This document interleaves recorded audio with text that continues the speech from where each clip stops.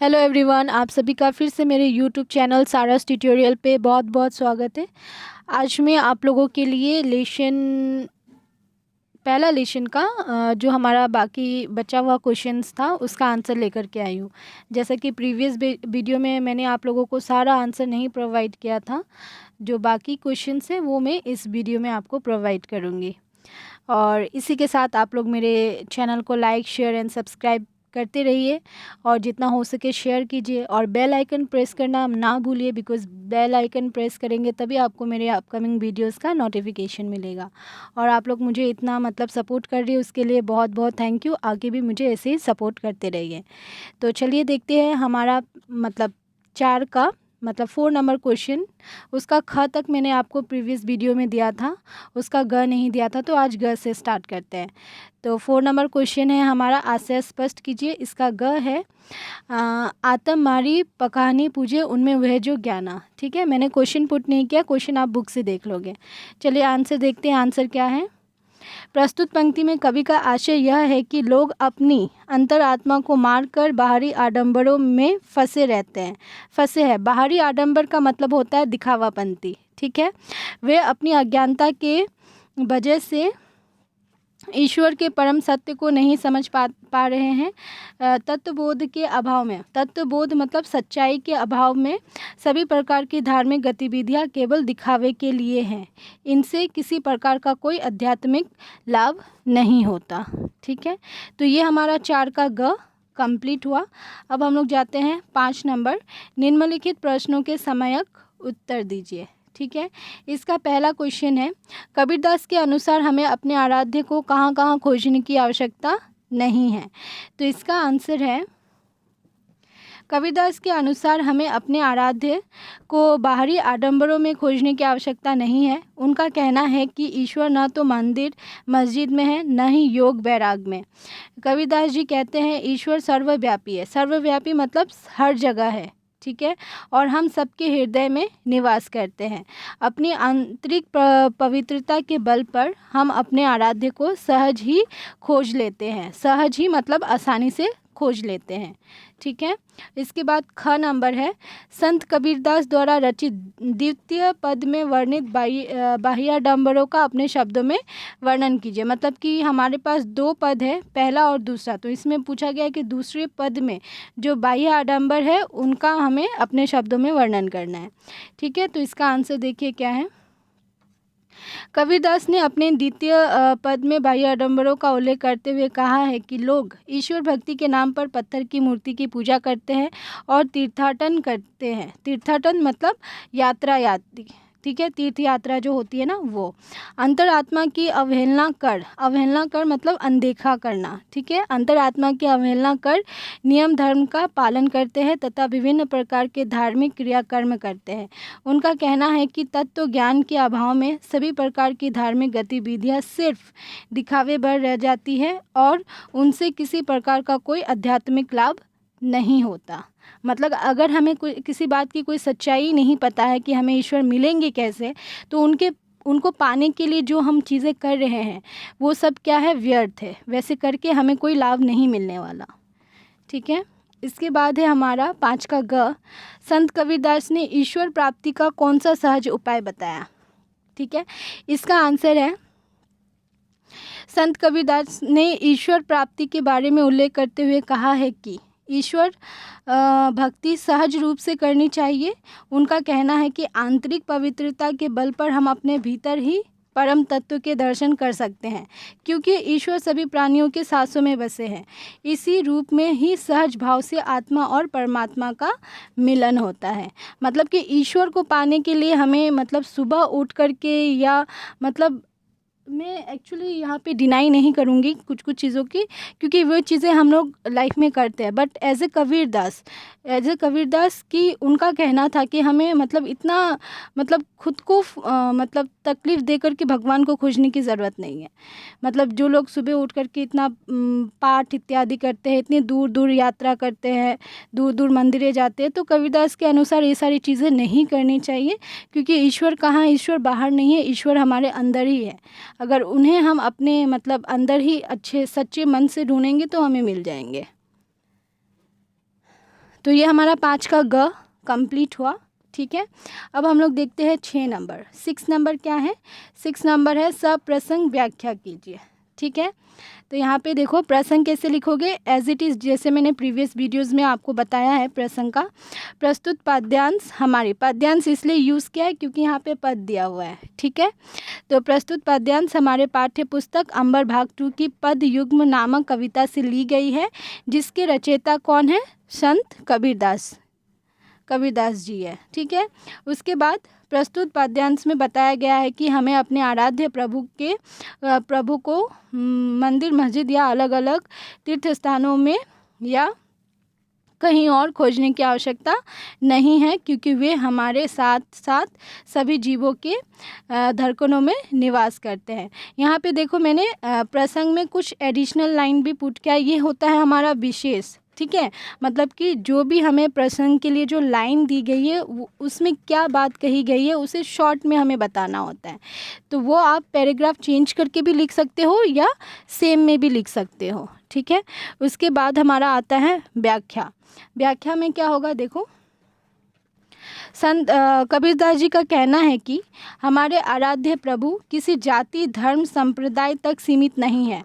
वे न तो मंदिर मस्जिद में हैं और न ही किसी धार्मिक क्रियाकर्म में। वे हमारे हृदय रूपी किले में सदैव विराजमान रहते हैं। उनको खोजने वाला एक सेकंड, उसको खोजने वाला आत्म साधना के बल पर। आत्म साधना मतलब कि खुद की आत्मा की साधना, खुद की आत्मा को जानने के बल पर क्षण भर में अपने भीतर ही पा लेता है। कवि कहते हैं कि परमात्मा हमारे साथ साथ सभी जीवों के दिल की धड़कनों में निवास करते हैं, इसलिए उन्हें अपने से बाहर अन्यत्र खोजने की आवश्यकता नहीं है। अन्यत्र मतलब कहीं और खोजने की आवश्यकता नहीं है। ठीक है, हमारा नेक्स्ट क्वेश्चन है 6 का ख। संत कबीरदास दास द्वारा रचित द्वितीय पद में वर्णित बाह्य आडंबरों का अपने शब्दों में वर्णन कीजिए। यहाँ पे देखिए प्रसंग मैंने नहीं लिखा है क्योंकि सेम लाइन मुझे रिपीट करना पड़ता, इसलिए प्रसंग में जहाँ पे फर्स्ट में देख लीजिए, यहाँ पे दिया हुआ है प्रसंग में प्रस्तुत पाद्यांश से लेकर के कबीरदास जी तक एज इट इज़ आपको लिख देना है। उसके बाद जो एडिशनल लाइन होता है, जो मतलब कि जो क्वेश्चन का लाइन है, उसको शॉर्ट में लिखना होता है कि उसका मीनिंग क्या है, किस लिए कहा गया है, तो वो पैराग्राफ चेंज करके आप लोग यहाँ से लिखोगे। ठीक है, देखो आंसर, प्रस्तुत पाद्यांश में सामाजिक बुराइयों पर प्रहार करते हुए बताया है कि लोग झूठी बात पर तुरंत विश्वास कर लेते हैं, लेकिन सच्ची बात कहने वाले पर विश्वास नहीं करते, क्योंकि वे स्वयं अज्ञानता में फंसे हैं। मतलब कि जो लोग ईश्वर भक्ति के लिए सहज मार्ग दिखाते हैं, कहते हैं कि मतलब कबीरदास का एक्चुअल मीनिंग क्या था कि हमें ईश्वर को ढूंढने के लिए किसी क्रिया कर्म या मतलब जानवरों की बलि नहीं देना है। सुबह उठ करके स्नान, ध्यान, पाठ 2 घंटे का नहीं करना है। अगर हम लोग इंसान से अगर अच्छे से बात करते हैं, अगर किसी और के अंदर और इवन अपने अंदर भगवान को खोजने की कोशिश करते हैं, तो वो ज़्यादा इम्पॉर्टेंट है। ठीक है, क्योंकि भगवान क्या है, हर किसी के दिल की धड़कनों में है। अगर हम लोग किसी को इज्जत नहीं दे सकते हैं, तो फिर ऐसे पत्थर की मूर्ति की पूजा करना क्या है, व्यर्थ है। ठीक है, तो इसके व्याख्या देखिए क्या है। कबीरदास जी का कहना है कि संसार के लोग पागल हो गए हैं, क्योंकि ईश्वर भक्ति के सच्चे मार्ग को बताने वाले को लोग मारने दौड़ते हैं और जो झूठे ज्ञान देते हैं जिसका वास्तविकता में कोई लाभ नहीं है, उस पर सहज विश्वास कर लेते हैं। कबीरदास जी कहते हैं कि ऐसे भी लोग हैं समाज में जो नियम पूर्वक अपने धर्म का पालन करते हैं, जो सुबह स्नान करके पत्थर की मूर्ति की पूजा करते हैं, पर वे लोग परमात्मा के स्वरूप को बिल्कुल नहीं जानते। ठीक है, तो ये हमारा था 6 का ख। इसी के साथ आप लोग क्या करोगे, वीडियो अच्छी लगी तो लाइक, शेयर एंड सब्सक्राइब करते रहना। ये चीज़ बोलने में थोड़ा वियर्ड लगता है, बट करना तो पड़ेगा। ठीक है, 6 का ग क्या है, बहुत तक देखा डैश डैश डैश, उनमें वह जो ज्ञाना। ठीक है, तो ये वाला हमारा आंसर है। देखो यहाँ पे भी प्रसंग मैंने नहीं लिखा है, वो आप लिख लोगे। प्रसंग के बाद जो एडिशनल लाइन होता है वो पैराग्राफ चेंज करके आप लिखोगे। ठीक है, प्रस्तुत पंक्तियों में बताया गया है कि धर्मगुरु अपनी अपनी जानकारी और ज्ञान के आधार पर ईश्वर की व्याख्या करते हैं, लेकिन वे स्वयं ईश्वर के बारे में नहीं जानते। ठीक है, आंसर है, प्रस्तुत पंक्तियों में कबीरदास जी का कहना है कि यह संसार पाखंड से भरा है। इस संसार में ऐसे धर्म गुरु हैं जो धार्मिक ग्रंथ पढ़ते हैं और समाज को ज्ञान का उपदेश भी देते हैं, पर वे स्वयं तत्वबोध से अनभिज्ञ है। ऐसे गुरु स्वयं तो परम तत्व से अनजान होते हैं, पर अपने शिष्यों को ज्ञान देते फिरते हैं। कबीरदास जी कहते हैं, तत्वबोध के अभाव में सभी प्रकार की धार्मिक गतिविधियां केवल दिखावे मात्र होती है, उनमें कुछ लाभ नहीं होता है। अर्थात तत्वबोध के अभाव में गुरु शिष्य को सही रास्ता नहीं दिखा पाता और अंत समय में दोनों पछताते हैं। मतलब कि पूरी ज़िंदगी मतलब ईश्वर को पाने के लिए बहुत सारे क्रियाकर्म किए, और जब अंत काल में जब उनका जीवन का मतलब आखिरी समय आया, जब वो कुछ कर नहीं सकते, तब उनको रियलाइज़ होता है कि उनको भगवान एक्चुअली में नहीं मिला।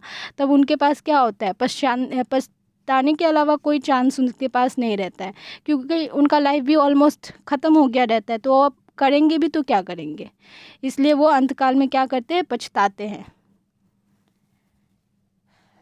नेक्स्ट क्वेश्चन है हमारा 6 का घ। ये लास्ट क्वेश्चन है हमारा इस लेसन का।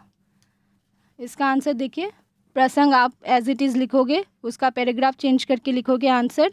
प्रस्तुत पंक्तियों में धार्मिक बाह्याडंबरों के कारण अलग अलग धर्मों के बीच होने वाले मतभेद पर प्रकाश डालते हुए बताया गया है कि पवित्र मन से की जाने वाली निर्मल भक्ति के बल पर आत्मा और परमात्मा का मिलन होता है। ठीक है, व्याख्या देखो। प्रस्तुत पंक्तियों में कबीरदास का कहना है कि तत्वबोध के अभाव में विभिन्न संप्रदाय के लोग अपने अपने धर्म संप्रदाय में प्रचलित बाह्याडंबरों के भ्रम में फंस के अपने धर्म और ईश्वर को दूसरे के धर्म और ईश्वर से बड़ा समझने लगते हैं। वे इसी भ्रम में एक दूसरे से लड़ते झगड़ते हैं।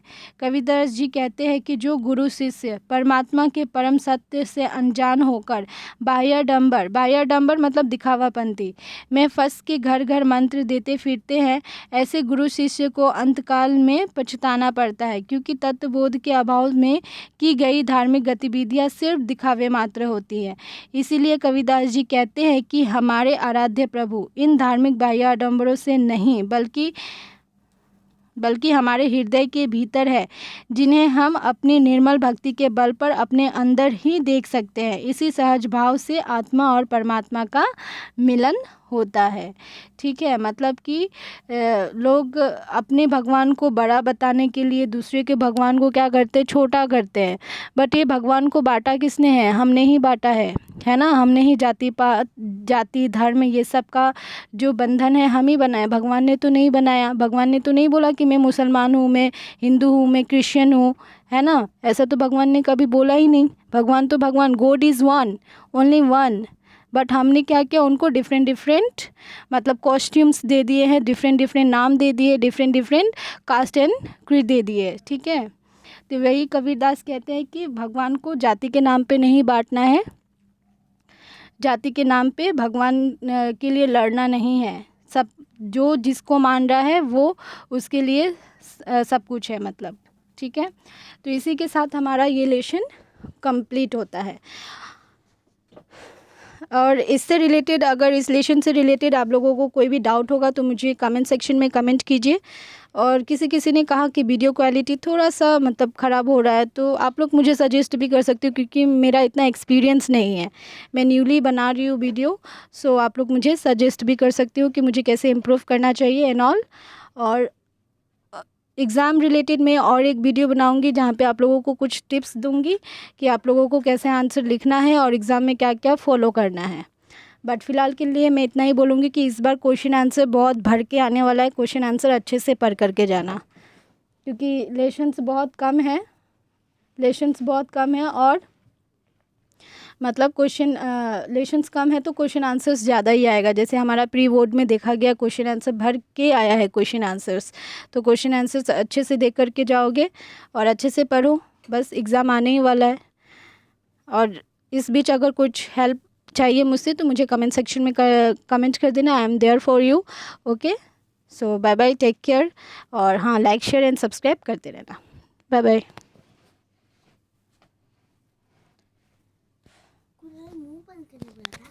तुम हल्ला क्यों